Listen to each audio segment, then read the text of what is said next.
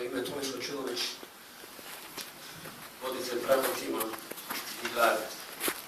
Evo, dolazimo do druge teme, koja je kulturni ratovi u Mađarskoj, istinski zaokret konzervativizma, da ili ne, o kojoj će govoriti dr. Imre Téglasy. Jako mi je drago danas da je s nama naš dragi prijatelj, dr. Imre Téglasy iz Budimpešte. Upoznali smo se u Zagrebu na prvoj međunarodnoj konferenciji od udruga Hrvatska za život, odnosno inicijative 40 dana za život. I već je onda bilo jasno, ovoga velikoga borca za život moramo pozvati i na naš TradFest ove godine. Jer je njegovo iskustvo bogato, a njegovi plodovi su blagoslovljeni. Dr. Imre Téglasy, profesor je latinskog i mađarskog jezika u mirovini. Predsjednik je organizacije Alpha Alliance for Life i suradnik mađarskog ogranka organizacije Human Life International. Od osnutka organizacije Alpha Alliance for Life u Mađarskoj 1996. godine ta je organizacija uspjela spasiti na tisuće obitelji od pobačaja. Preživio je vlastiti pobačaj, a život posvetio obrani svakog začetog života.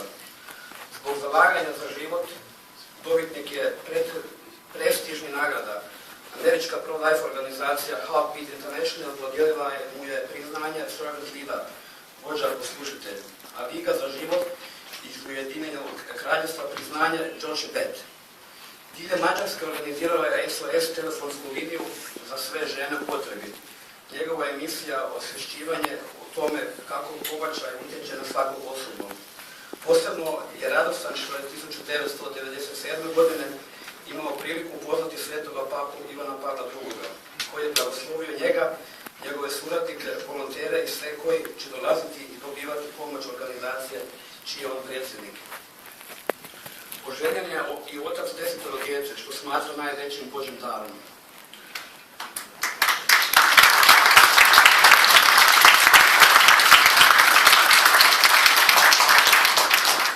Od gospodina dr. Imre Téglasy ćemo sada čuti što se to događa u Mađarskoj.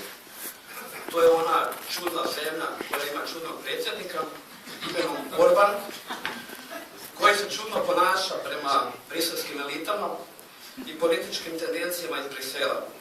Hoćemo čuti jesu li ti Mađari baš tak zaostali i šta se tu krije za te antimađarske histerije u Briselu, Berlinu i Parizu. Evo, izvolite. Hvala lijepo.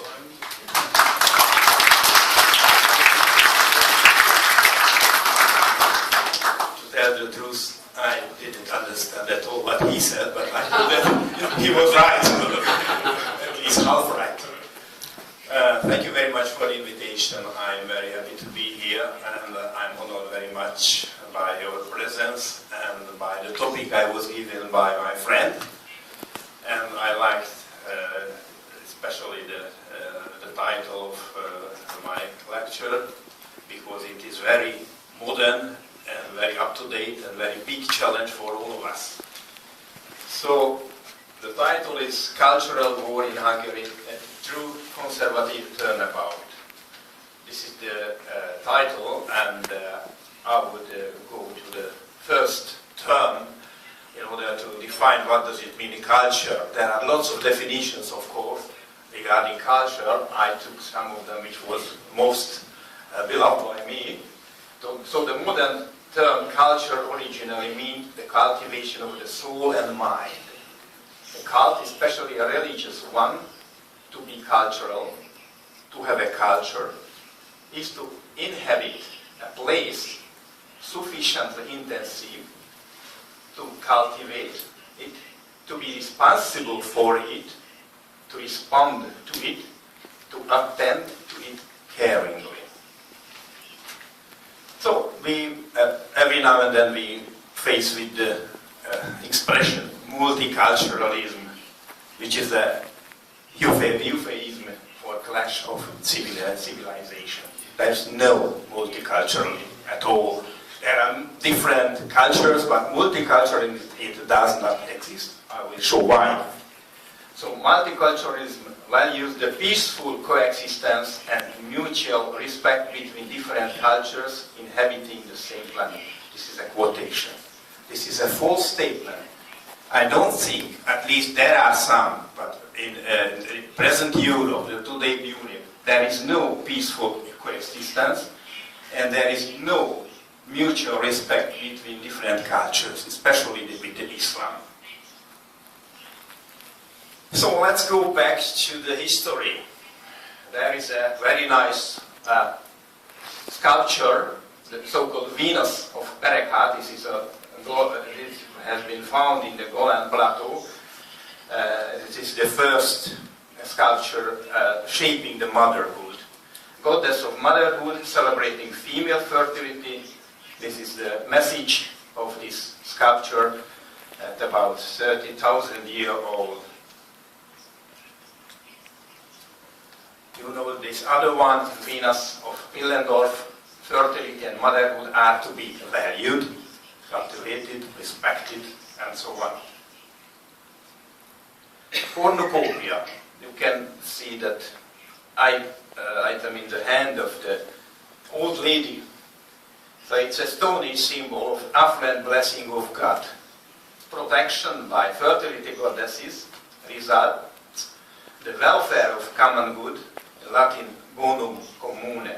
So there is a connection between the welfare of society and between the welfare of mothers and fathers and families and all of this. So you can see here a laboring mother, and I will show you why I use this picture photo. Because there are several more sculptures which shape and define a very early constitution of our ancestors. This constitution is based on the eternal book of the nature created by God. So goddess of motherhood from the new Stone Age at about 6,000 years old, before birth of Christ of course, with the so-called triple wave symbolizing birth and lions, symbolizing power, male power. You can see here these so-called triple waves, and here are the lions. So female and male power are together, complementary. The so-called triple wave, it can be seen here as well. It's carved into the legs and womb. And you can see lions symbolizing the male power. It has been found by the archaeologists in Catalunya, in Anatolia. I stress the importance against the triple wave. You can see that. I will explain why I use this. Because the Hungarian arm, of course, contains the very same message. This is a very, very old message from the ancient people, cultures, including Hungarian ones. So arm of coat of Hungarian nation with ancient tamga, which is a tribal symbol of expressing the identity and the message of the special community. So it's a symbol of motherhood. You can see here the legs and the unborn child of a laboring mother. So that, you can see here, these are the legs. And this is the child, I mean the stomach, and the child in it, and the double cross. So double cross means holy unity. In the old Hungarian runic writing, you know, the Hungarian tribes used the runic writings and letters before they came and has been Latinized, and they had their own system of writing. So these are symbols which have their own messages for all of us, especially Hungarians, especially all the Europeans who respect the tradition of older times and respect the culture based on older times. We have an old Hungarian legend as well, which means that the ancient mother of the Hungarians, named Emese, meaning suckling pig, dreamed of an eagle that landed on her and impregnated her. Out of the woman's womb burst forth a spring out, of which emerged glorious king. This is, in fact, it has been written by a Christian monk in the history of Hungarians, but it is a pagan heritage, which was not atheist heritage. You should discriminate between the two others. Even if it wasn't Christian heritage, but it was still a message to the people on the basic values of the society. So we have our own Judeo-Christian message as well. God said unto them, be fruitful and multiply and replenish the earth. Genesis. You can see this very same message, the very first command based on the eternal law of the biosphere of 4 billion year old created by God. Chapter 16. So, what is cultural heritage? The immaterial aspect of culture, such as principles of social organization, including practices of political organization and social institutes, mythology, philosophy, literature, both written and oral, and science comprise the intangible cultural heritage of a society. Do we know our cultural heritage? Do we know the message of our languages? For example, the message of the Latin language. The Latin word natio and the English word nation both come from the verb for being born, which is in Latin nascor, nasci, natus sum. You can compare with Russian Roshchenie or narod. Everything has to be with being born or give birth. So what is the situation in farther, long-distance continents and regions? You can see the abortion laws, how do they respect the basic law given by God the Creator. You can see that Iran, there is no abortion. No abortion in Iraq, Syria, Oman, Yemen. There are some allowances in Saudi Arabia. But still all these regions are cultivating God the Creator, even if they believe in Mohammed and Allah. What about Asia and Oceania? You can see that the red color means that there is a bloodshed.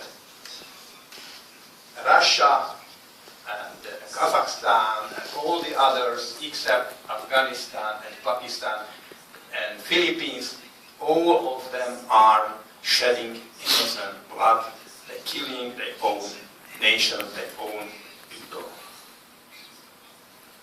So what about Latin America? Latin America is free relatively from abortion, but Brazil has already some allowances to the pro-choice people and to the culture, civilization of death. But still you can see that there are some exceptions from abortion, and those in red are pro-abortion countries. What about Europe? Abortion laws in Europe, we have to face with the fact that we are in low. The total fertility rate in Europe in average is 1.4. This means that it is much more lower for then it would be good for survival. You know, the minimum for survival of a nation or a community is 2.1. So it's much lower. So it means that we are in the same club, the club of dying nations, due to the total fertility rate. Last event in Ireland was that there was a votation regarding the constitution, and the Irish people traded the future of their own nation, led and misled by Soros and other campaigns. By the way, Italy can symbolize the situation of Europe. This is one of the regions of Italy. There is just 0.7% of children. In fact, no children are born in Liguria, statistically. That's really, really a big problem, not just from Italy, from the whole region. So there are some calculations that the last European would die around 2,285, followed shortly by the last remaining North American in 2,290. That's shocking calculation, and you can comment it whether we will be really so strong that we achieve these dates in 300 years. I am really concerned about it. We will die shorter and sooner than this expectation is, if we go on to this bad direction. So let's go to the term, what does it mean, the war? We are in war. War is the state of armed conflict between different countries or different groups within a country. Or a civil war is a war which is fought between different groups of people who live in the same country. I made this differentiation, I mean civil war, because I suppose we live in an age where civil wars are taking place in our countries. Civil wars between adults and young unborn children. This is a war, a civil war. So what is genocide? The crime of genocide, a conspiracy to exterminate national, religious, or racial, I personally would add, age groups. It is important. Discrimination based on age. Too young, not born yet. Too old, already unusual, so you have to kill him or her by euthanasia. So the overt acts as such a conspiracy may consist of attacks against life, liberty, or property of members of such groups.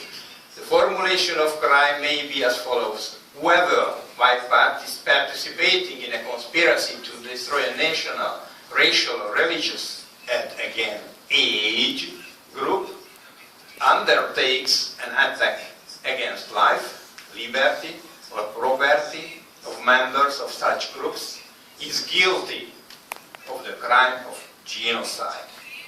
I would stress again the importance of adding the term of age. So different examples from the history which shows the genocide cases, midwives born by the Pharaoh to Egypt to kill Israeli boys. This is from the Old Testament story. Hero soldiers against the infants of Bethany, Anglo-Saxon and European pioneers killing the Indians of the newly discovered America again, Nazis, Holocaust, Turks, genocide against Armenian people, and you can go on and you can mention even Red Khmers and all the others, maybe Chinese as well, who are killing their own people. So, but take another definition which was given by Klaus von Clausewitz, who is a classical author and theoretical thinker for war. What does it mean, war? Der Krieg ist nicht anderes als die Fortsetzung der Politik mit anderen Mitteln. The war is a proliferation of politics just by different means. It's important. What does it mean? The meaning of different means. What does it mean? Let's look at it. Contraception and abortion is different means for waging war against the unwanted members, children before birth, elderly, as burdens of enemies of the society. So these are the different means. Genocide, imposing measures intended to prevent birth and biological death, regarding elderly, within the group. There is a very important message by C.S. Lewis, who wrote the following in his book, The Abolition of Man in 1945. He said, there is a paradoxical negative sense in which all possible future generations are the patients or subjects of a power wielded by those already alive. but with new trends for limiting people by contraception simply. They are denied existence by contraception used as a means for selective breeding. They are, without their concurring voice, made to be what one generation, for its own reasons, may choose to prefer. From this point of view, what we call man's power over nature turns out to be a power exercised by some man over other man, with nature as its instrument. Once again, a mean, another mean, a different mean. So a different mean of exercising power within you. I wanted to show you an ad, but I can't. So there is an ad of a contraception and IUD in the hand of Renaissance symbol of motherhood. You know, this famous painting was by Leonardo, and the message is, we serve you. This is the pharmaceutical company. You can see the cultural war in a same picture. Or queen, there is a new queen. It's not the queen of the creation, not the queen of the fertility, not the queen of a nation, but it's a queen of condoms. And the contraceptive pharmaceutical company, new goddesses of infertility, is sitting on condoms, you know, an armchair made of condoms. The new trend is infertility. So when did this begin? A modern phase against humanity and life was launched in 1918 by Margaret Sanger. You mentioned her name. She published in her paper these graphics, and the message was that the modern problems are that there are too many children. So we have to get rid of the children. And it was a war indicted against children. Too many children, you should deliberate women from the oppression of their fertility. It sounds nicely, but in fact it was a killing program. In 1920, the very first Soviet country, state made by Lenin and by his comrades, used this definition.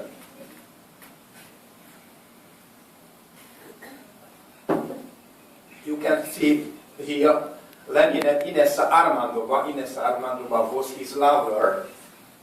And the first legalization of abortion in the Soviet Russia in 1920 was based on ideas of Sanger. You know, the so-called communists, the so-called philanthropes, in quotation marks, did not realize that this was a capitalistic idea of exploiting women, of getting rid of fertility, of deliberating them from so-called fertility. In fact, they were pulled out from their homes, pulled out from their families, and they were put into the marketplace to work hard and to produce material goods instead of giving life and birth to children and take care of the family. It was the biggest business of the 20th century, or even further, and still is the biggest business, the exploitation of mothers and female workers. You know this inscription, Arbeit macht frei. Work sets you free. It is famous, but I was given by a good friend of mine, Tommy Sarchunovic, another one, which was made in Germany not long ago. Abtreiben macht frei. Abortion sets you free. I would ask, it is right? Yes, it is right. You can get more money. You can make a career. You can get rid of unwanted husband or wife. So abortion is a tool to get rid of those unwanted people, children, parents, and so on. But in fact, it's a message of the capitalistic system that you should focus first on producing material goods instead of dealing with altmodish and old-fashioned terms of family, love, raising children, you know. So this is a real harmful message, abtreiben macht frei. Dankeschön.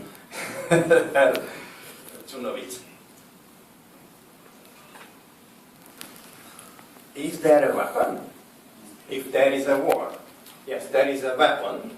The so-called Kissinger report is a hidden American program how to kill all the nations living around the world in order to ensure the American interest and the access to the minerals of different countries. So there are unwanted nations, not just killed children, unwanted nations on the list of this National Security System Memorandum 200. This is the title. There are 12 nations on this list. How to kill them? I would recommend you to read it because you can get it from the internet. So we are at the very same club of nations who are dying. You can see the Croatia here, and Hungary, and okay. So you can see that any nation who cannot prove fertility rate more than 2 will die. The total fertility rate in Hungary, you can see here, in the 50s it was relatively high, so 1,000 women gave nearly 3 birth to nearly 3 children. By now it's less than 1.5. And there is a forecast that by 2060 the Hungarian population will be about 6.5 million. And I'm afraid you have to concern about your fate as well, because we are at the very same club. I mean, Croatians and Hungarians. As a result of the extremist greedy hegemony of the capitalistic profit-oriented worldview, which by its insatiability destroys both mankind and nature, creation was replaced by production of goods, resistance movement. Let's begin by putting this proposal into context. We are arguably experiencing the greatest catastrophe in the recorded history of humanity. As a conservative, some Hungarian examples. Why is it important to have children? Why is it important to have families? Why is it important to care of our national heritage? You may know that after the First World War, Hungarians were among the losers with Germany and Hungarians. And lots of Hungarians had to live in different neighboring countries. So the so-called Trianon Treaty get rid of Hungary of 2/3 of the territory and several millions of Hungarians. For all the nation, a big shock, a big trauma, and this very clever and wise country was based on the extermination of unborn babies. We used those material goods and financial goods which were not used for raising and educating our children. We ate those resources as cannibals, you know. So this was the reason why we committed 7 million abortions. You know, Hungary is less than 10 million now. 7 million unborn children were slaughtered by Hungarians, not Islamic terrorists, Hungarian terrorists, you know. You must differentiate between external terrorism and internal terrorism. This is internal terrorism. So we had a good cardinal called Joseph Mindszenty. He wrote, we were under the Soviet occupation, And abortion was already legalized in 1956. And the Kissinger, the Russians have the same, and the Nazis have the same. So it does exist, this imperialism. Worldwide, there is a big decrease in number of children, not just in Croatia, not just in Hungary, in Europe, worldwide. So there is a forecast that by the middle of this century, there will be 2 children born in a family, which means that this migration time came and migrants crossed over the Hungarian border. This small village made this message, which means that we don't want to mosques, we don't want to Islam, we don't want to burqas, and we don't want homosexuals. This is a clear message. This is on the defense of Hungarian tradition. I mean, common European tradition, I would say. Once again, this problem of total fertility rate, you can see that due to Israeli scientists, there is just 0.8 TFR, because the Hungarian gypsies are multiplying themselves very quickly and very dynamically. So if you see a good and appealing number of TFR, you have to think of that among these figures there is the gypsies. And, as in West, you can see that in Western countries, Islam is growing up, and in the so-called Western data you can find. I'm going to share with you today some results of the federal government of the United States. This will be the first public presentation, even though this data is public, even though you have access to it, and we have access to it, and you will be learning some findings from these large government surveys, enormous government surveys, that my government refuses to publish.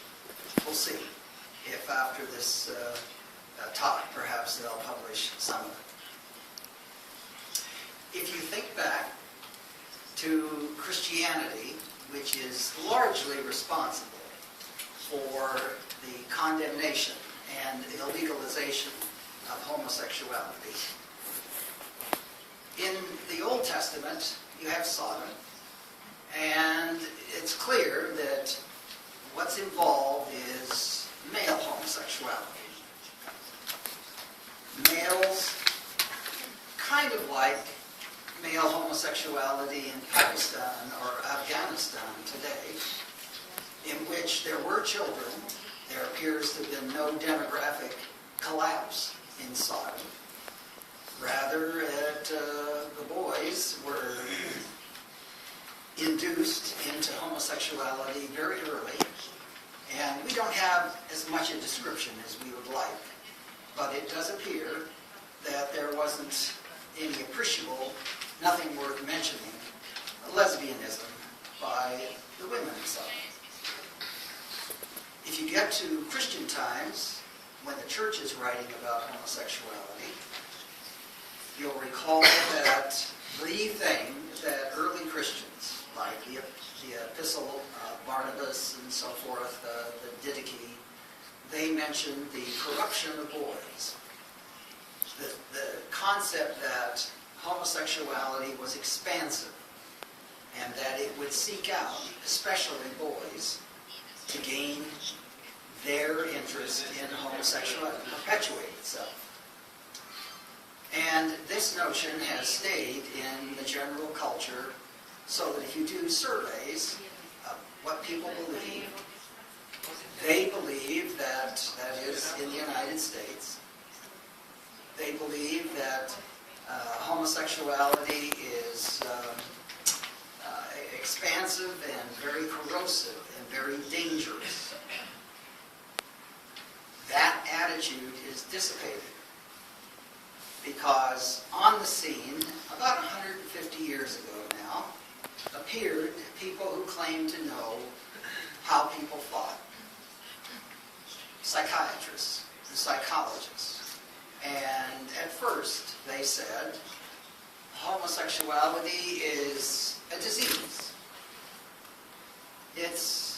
bad thing, to be sure, but these people are mentally troubled. They are not, if you would, prime candidates or making it illegal. That what they do is unseemly, perhaps, but it's a mental problem. Furthermore, as psychologists and psychiatrists, we can treat these people. We can change these people so that they lose this mental problem.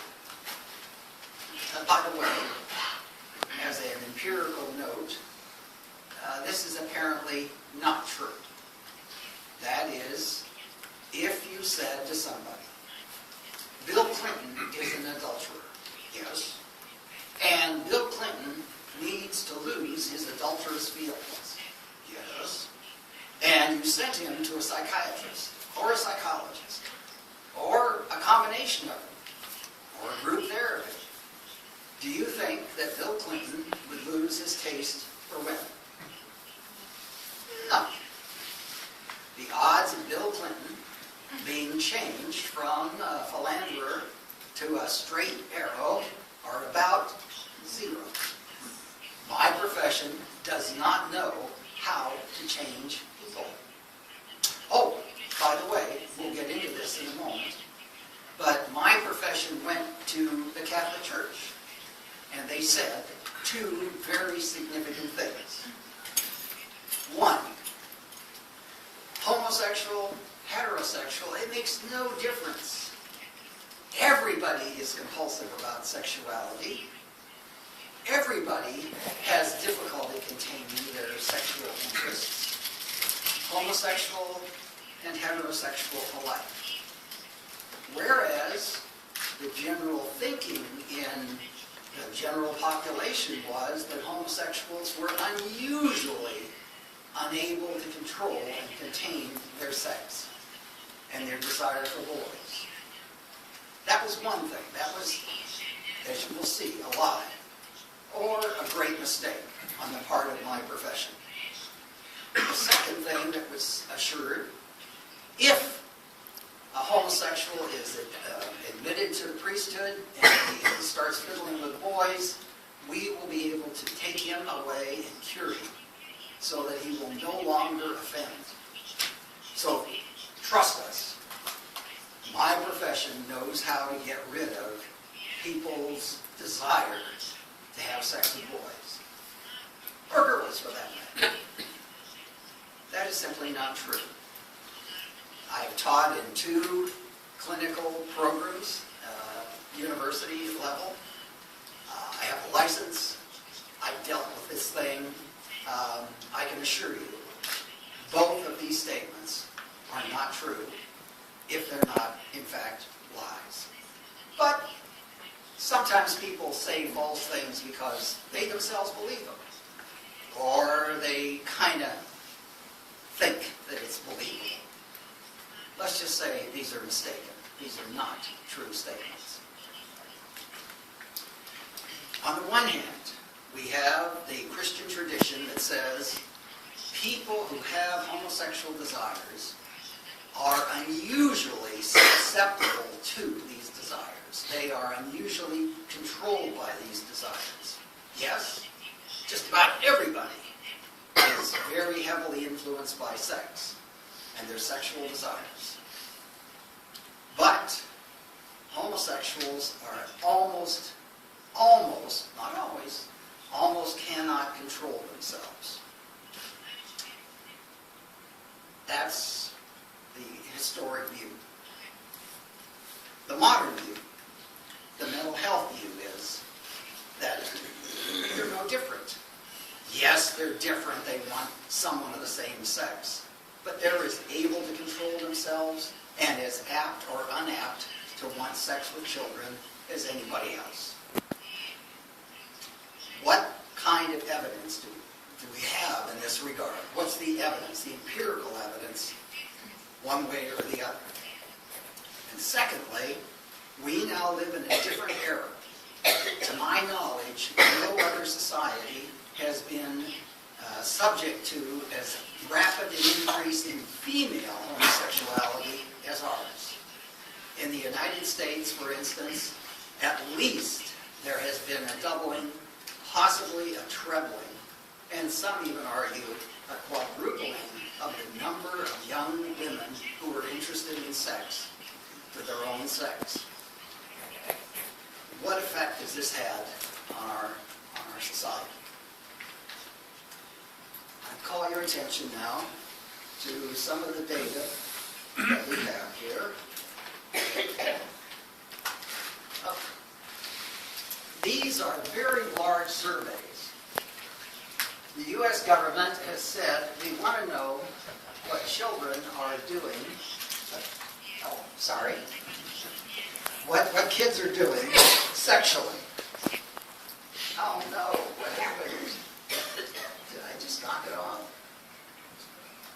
No, the top one.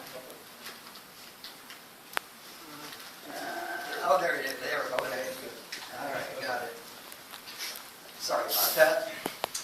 These are based on about 200,000 interviews or questionnaire studies of U.S. teenagers. And it's been compiled. And here, what kind of sexual behavior? These are teenagers now. What kind of sex have you ever engaged in? Now, a large minority of kids at this time have not had sex. So this is only for those who had sex. You will notice in 19... This guy does not like to be... Oh, there he goes. Notice this is 2001, 2009. We're looking at 200,000 or 300,000 kids that were interviewed then. And about 56% of kids said, I've had sex with someone of the opposite sex. In 2015, based on a smaller number, but still around 100,000, the number was down to 45%. In other words, fewer kids are engaging in heterosexual activity. And you might say, hey, that's a good thing. We've invited homosexuality into our curriculum, and fewer kids are engaging in sex that could result in pregnancies out of wedlock and so forth. But what else is happening? Back here, about 6% of kids said they tried homosexual sex. In 2015, notice it's about 8%. In other words, an increase of about over 50%. In other words, by inviting homosexuality into the curriculum, by inviting homosexuality into our media, by making homosexuality legal and protected, we have changed how our kids are having sex. And many more of them, 54% more, are having homosexual relations. What about your sexual identity? What do you call yourself? What do you think you are? Oh well, at the top, we have heterosexual. Notice the change. From 2001 to 2009, very large sample, about 92% of the kids said, I'm heterosexual, I'm straight. By 2015, that had dropped to 87%. In other words, heterosexuality has declined about 6%. I say I'm gay or bisexual. Notice it was at about 5% a few years before, 20 years ago. And more recently, it's up to, starting to verge on, 10%. An 85% increase. And then there are those who are confused. There were confused kids before, but now there are more confused kids. And by the way, to the degree we've been able to track it, it turns out that almost all the confused kids will end up here in the gay bisexual. Not all of them, but most of them. So it looks as though right now in the United States of America, about 10% of our teenagers claim to be or will be shortly homosexual.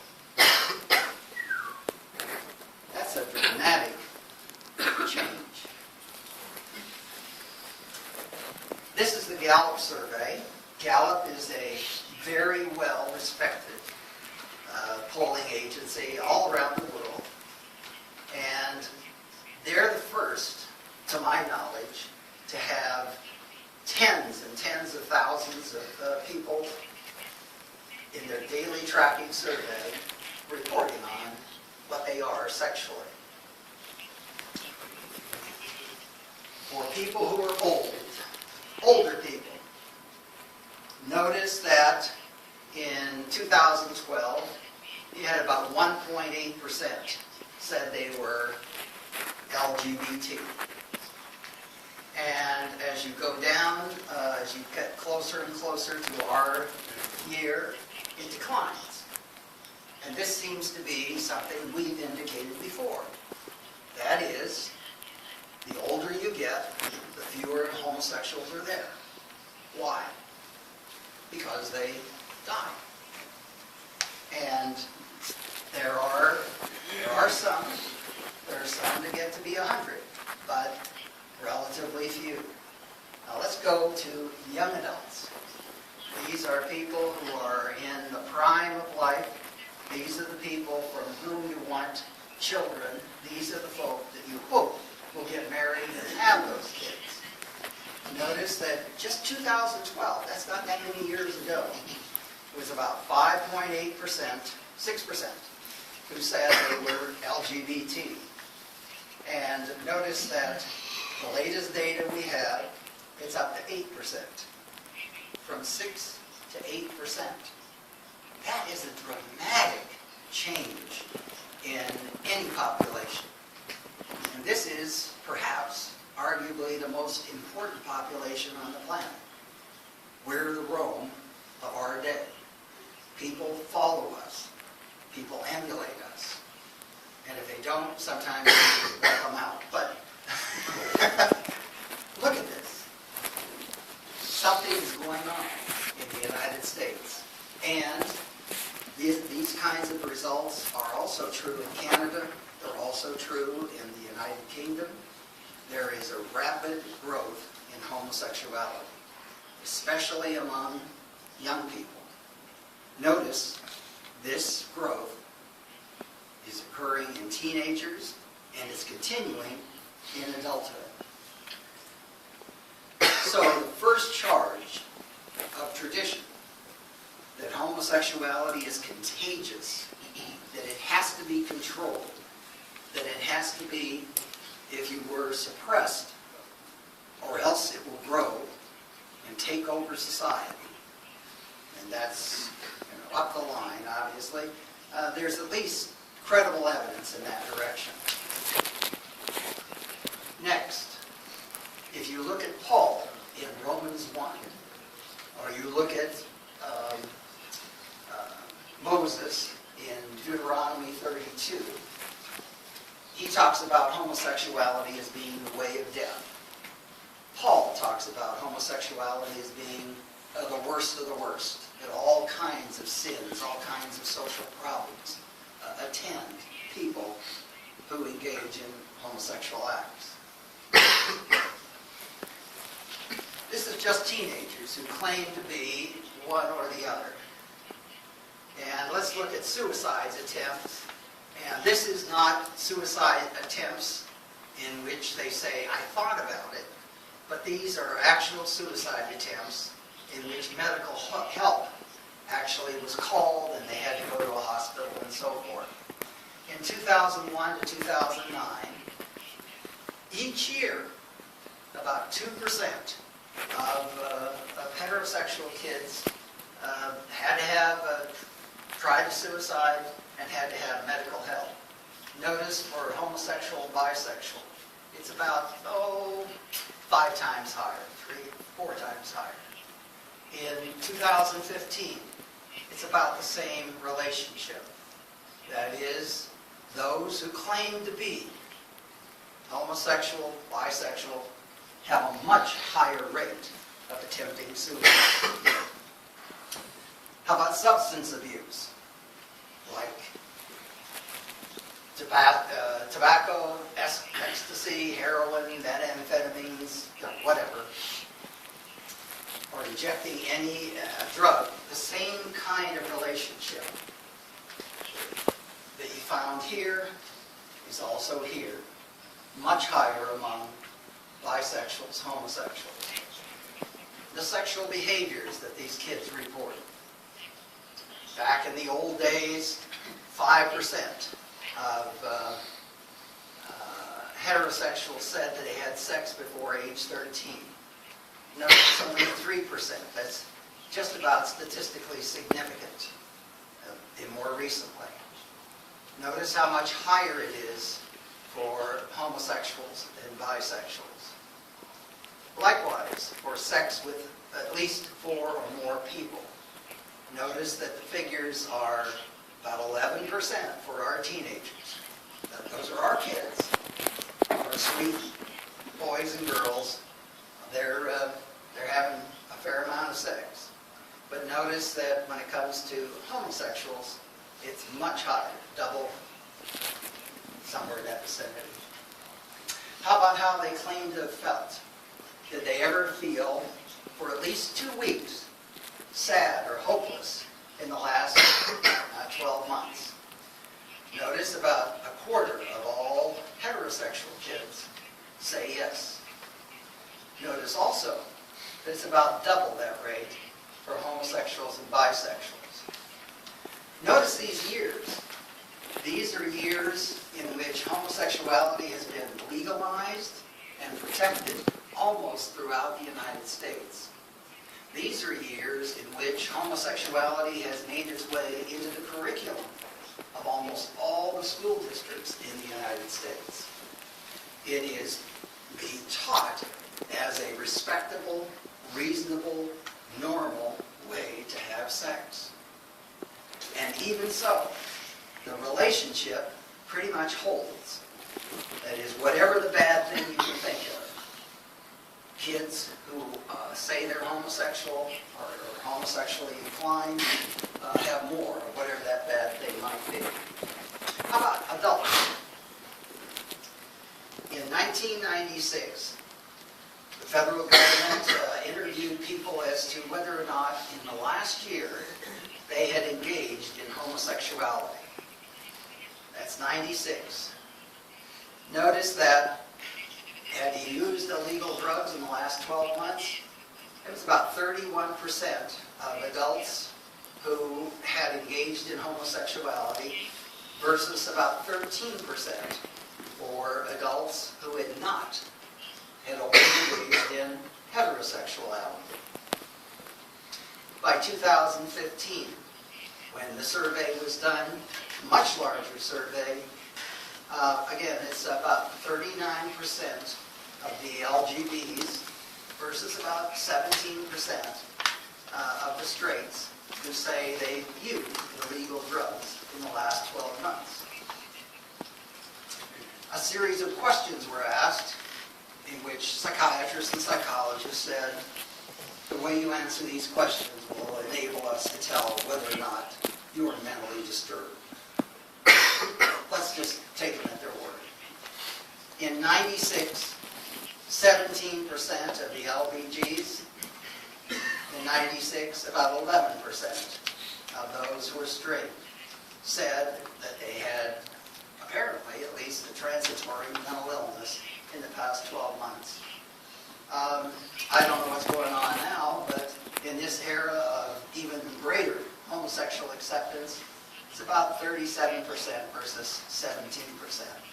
Both of them have more mental illness, which, by the way, is kind of interesting. My profession is the only profession which is enabled to define what a mental illness is. And my profession, even though more and more of us are giving more and more of what we call therapy, is discovering more and more people who are mentally ill. There's something interesting about that. In other words, we get to say how many people need to come and talk to us. What a deal. You know, that's a pretty... And the more we talk, And the more we talk about it, the sicker you guys are. Anyway, we'll go on. Here we have illegal drug use in the last 12 months. And again, this is adults. Notice that it's going up. That the difference between is about 3 times higher drug use. And same right here. Mental illness the last 12 months. Same thing. Even though homosexuals have been accepted, even though we have a president who can't give 10 speeches without mentioning how important it is that we acknowledge the LGBTQI, and so forth. Same problems. Oops, got ahead of myself. Think of this, that my government, which is very interested in promoting homosexuality throughout the world, my government has done these surveys, has not published these surveys for what? Common consumption. You hear all the time if people are smoking too much. You hear all the time, we do the surveys. You hear all the time if people are, for instance, consuming too many opioids, or what have you. My government has not, as of today, published these results. As I said, you can get the data, the raw data, but you can't get the results. Why is that? Something is really odd here. My government is concerned that you not smoke, not drug, is not concerned that you be dissuaded from getting into homosexuality. Isn't that odd? When you think of these bad things that are occurring. And this certainly reinforces the notion of the church that homosexuality is a bad thing, bad for the people involved, bad for the folk in society.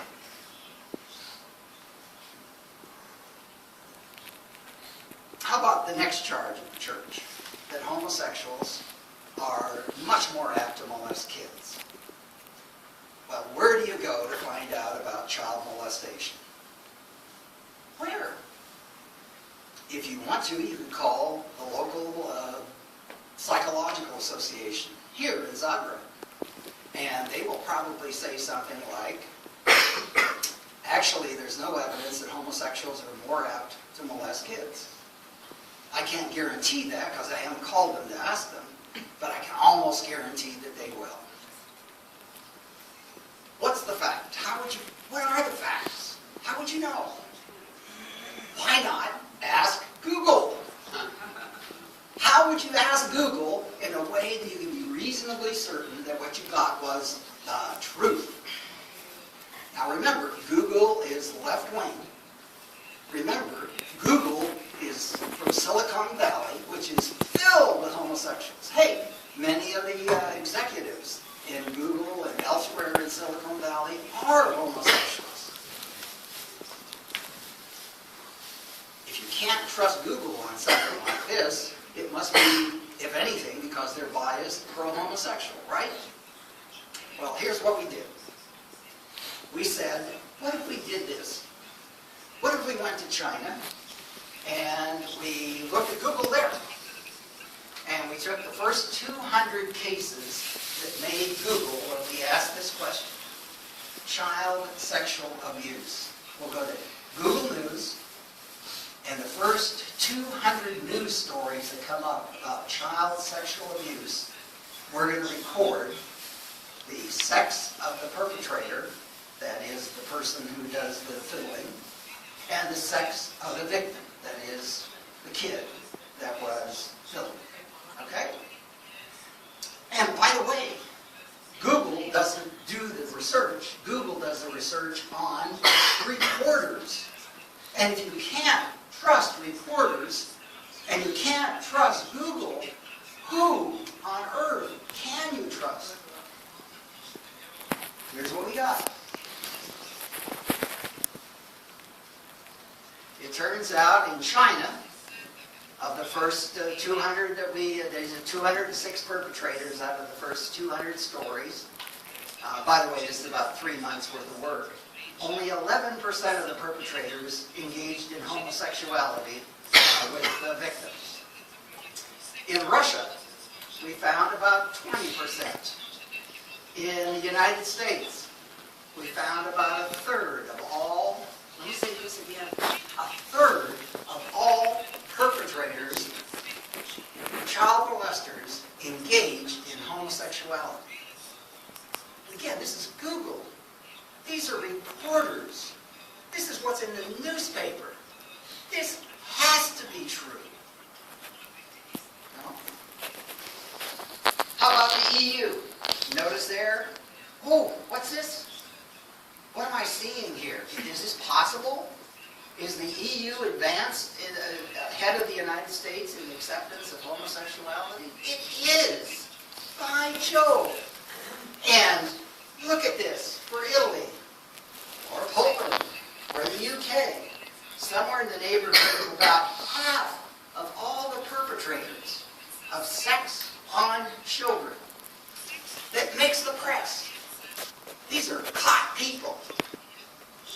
Hey, half of all the molesters, homosexual.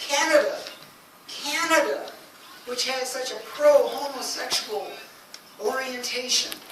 All these laws in favor of homosexuality and protecting it. Australia, we have someone here from Australia. Look at this. It's not only half, it's almost 3/4. Can you believe that? How can this be? How can it be that my profession could so surely, certainly say, don't you worry about having gays in the priesthood. No. It's just, well, it's just in general, right? But notice this, that if you ask, this is the Pew research. Pew is a very large international organization, and they asked thousands of people in each of these countries, do you approve of homosexuality? Look at that. Canada and Australia, about 80% of the populace, when interviewed, do you approve of homosexuality? Said yes. And they have the highest rate of child molestation. Is that possible? Just because they're encouraging it, they're getting more of their kids homosexually molested?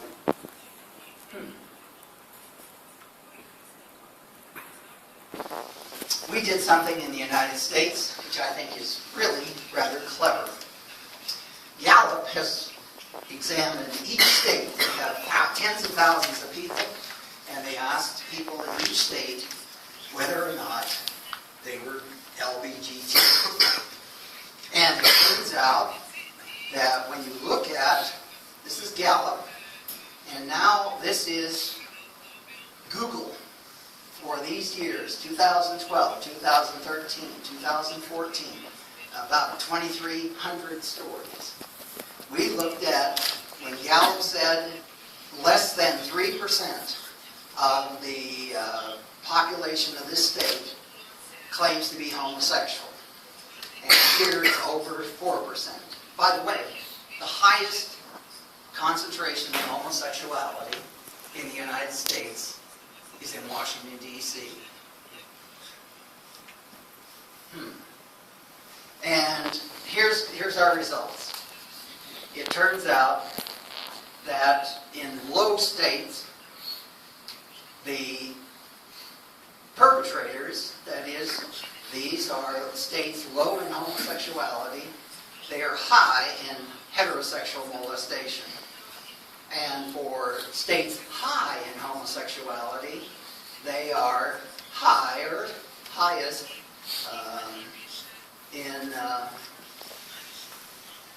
let's see,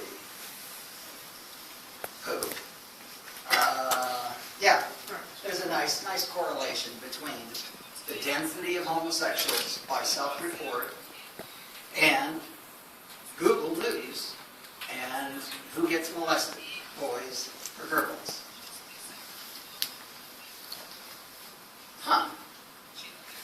When you think of that, these are two totally unrelated sets of data. One is what appears in the newspaper. And we've gone to the trouble to gather all these up and do it by state and look. And I think it's almost shocking that there is such a correlation. Because, well, if you're familiar with social science, it's hard to get stuff that generally fits together. Now, if you were to say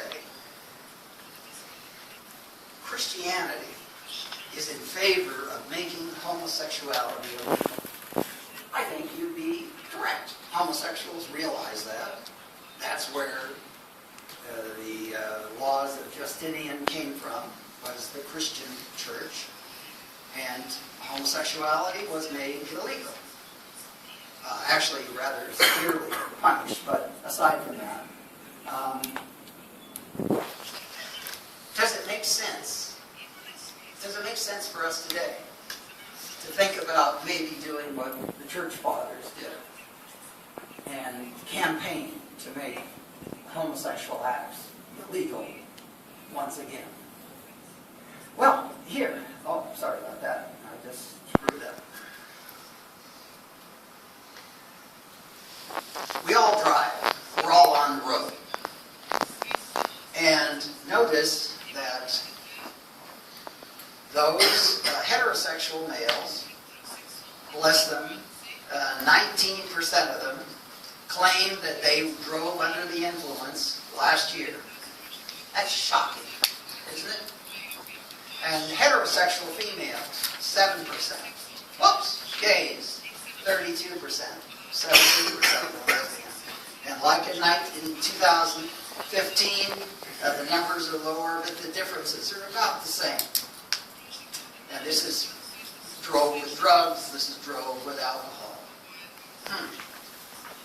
You know, if people who engage in homosexuality more frequently are on the road, tanked up, more frequently endangering you and those you love, more frequently endangering your neighbor.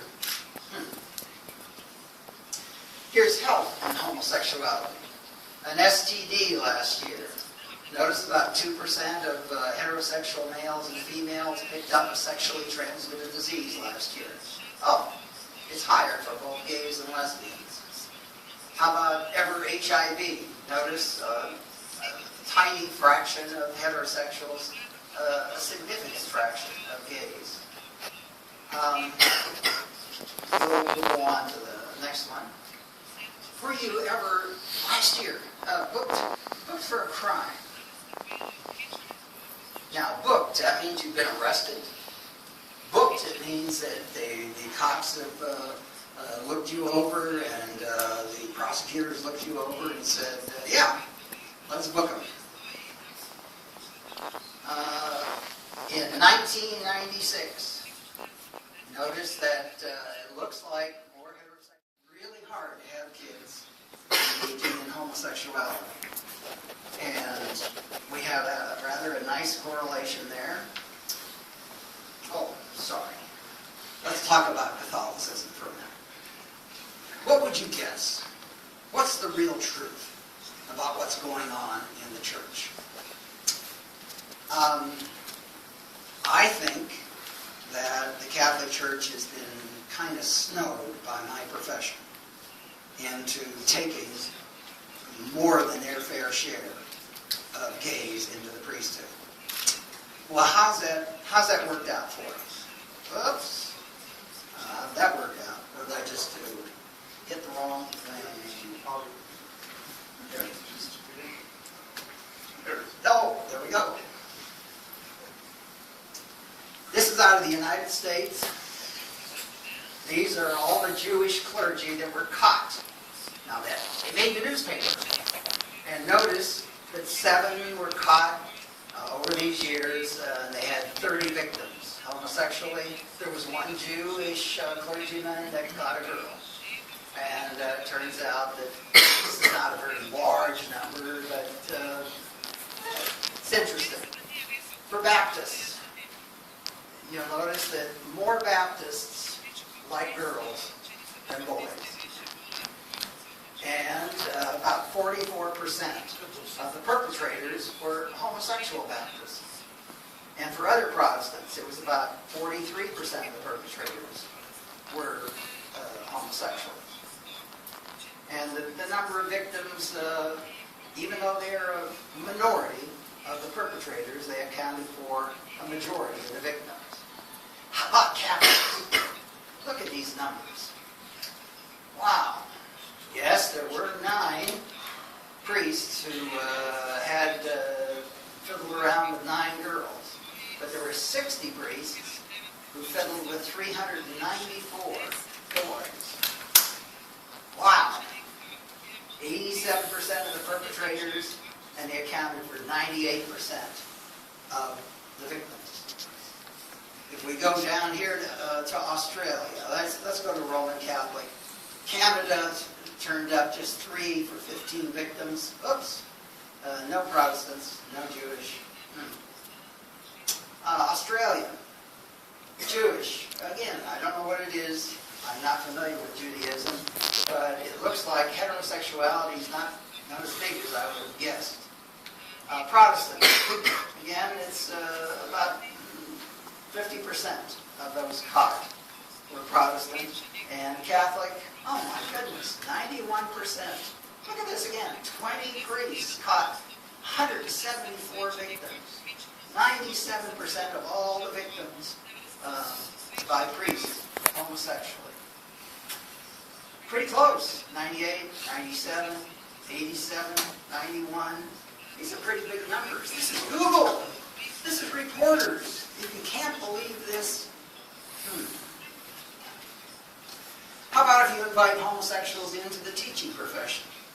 In my country, it is against the law to exclude homosexuals from teaching. And look at what the invitation has wrought.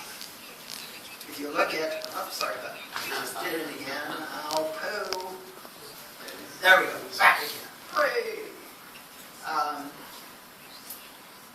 You look at male elementary teachers, and notice 31, this is just for these years, even though there are about 3.5 million teachers, notice that teachers had fewer victims, and there were fewer of them, at least as we can tell, than the clergy. Clergy are, I don't know. Anyway, about 60% of the victims by homosexuals, all across. Males, male secondary, male elementary teachers, female. Notice that there's something going on in the teaching profession. A lot of gals are getting their degrees and not picking up a husband along the way. And somehow 12-year-olds, 14-year-olds, 17-year-olds look pretty good. I don't know. Oh well. And just looking at teachers, you will notice that 54% of the molesters engaged in homosexuality, and they accounted for about a third of those molested. What's happened to society, being made more dangerous by homosexuality being promoted and protected, has happened to the church, has happened to the schoolroom. One could almost suspect it might be reasonable for a society to try to protect itself from being like the United States of America. That it might just say, it might be wise for Croatia, it might be wise for Poland to make homosexual acts illegal. And that would serve a number of purposes. One, it would keep them from parading in the street. And 2, it would make it much more possible to keep them from teaching in school, etc. And of course, it might even encourage churches to think 2 or 3 or 4 times before they hire someone who engages in illegal activity. Oh, my profession. Some of my psychiatrists and psychologists have been caught with their hands in their cookie jar. And look at this. Interesting. The same profession that says, don't worry, homosexual, heterosexual, no more apt to molest kids. Look at this. For men in the United States, psychiatrists, counselors, blah, blah, blah, there were 17 homosexuals caught, 2 heterosexuals caught. 17 for 48 victims. Do you notice this? That somehow those who engage in homosexuality seem to have more victims. Likewise for, and notice here the proportion of homosexual perpetrators, around 90% in the victims.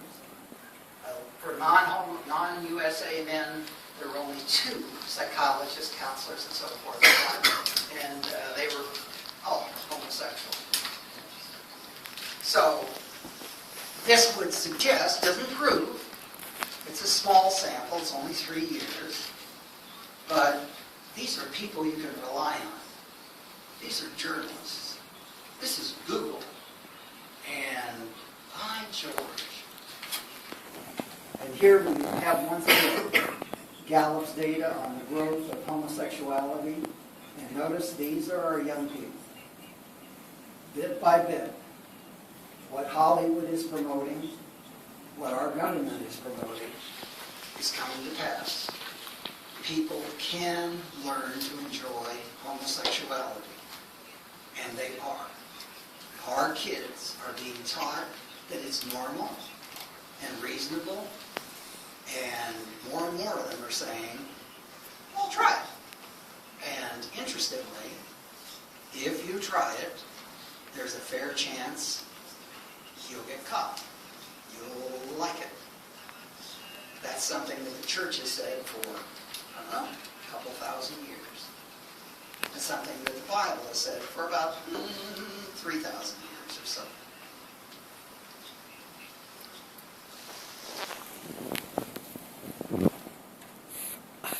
The Catholic Church is being told by, for instance, Dr. Plante, who just published an article in America, the Jesuit magazine in the United States, in which he said the church is being told that homosexuals pose a threat to children. That's false. Homosexuals are no more apt to molest children than are heterosexuals. If that's true, how would you explain this? How would you explain this tremendous disparity? And it's true in Australia, and if we had the UK up here, we'd see it's also true in Britain.